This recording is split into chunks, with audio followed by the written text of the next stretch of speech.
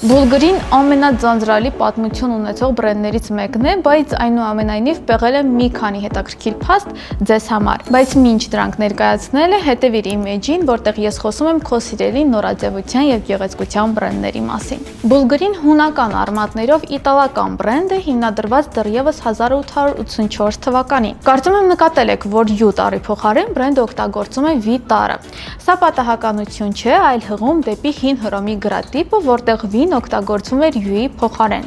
Այս կերպ բրենդը ցույց է տալիս իր արմատներն ու հարգանքը հռոմեական ժառանգության հանդեպ։ Bulgari-ի ամենահայտնի սիմվոլը օձը, որը շատերի կողմից դիտարկվում է որպես սատանայական, շատ ավելին է, քան զարդ։ Սերպենտի հավաքածուն հղում է դեպի հին դիցաբանություն, որտեղ օձը խորհրդանշում էր կանացիություն, ուժ եւ վերածնունդ։ 1950-ականներին Bulgari-ն անում է հեղափոխություն զարդերի աշխարհում, միևնույն զարդի մեջ համադրելով սափֆիրներ, զմրուխտներ, տուրմալիններ, ամետիստներ եւ ռուբիններ։ Սա դառնում է բրենդի ձեռագիրն ու ճանաչելի ոճը։ Բրենդի ամենամոլի երկրպագուն հայտնի դերասանուհի Էլիզաբեթ Թեյլորն էր։ 1962 թվականին նա ժամանում է Հռոմ Կլեոպատրա ֆիլմի նկարահանումների համար, որտեղ նրա խաղընկերն էր Ռիչարդ Բերթոնը։ Նրանց միջև բռնկվում է բուռն սիրավեպ, Հոլիվուդի պատմության ամենակննարկվողներից մեկը, քանի որ նրանք երկուսն էլ ամուսնացած էին։ Հռոմում Թեյլորը սիրահարվում է ոչ միայն Բերթոնին, այլև Bulgari-ի զարդերին։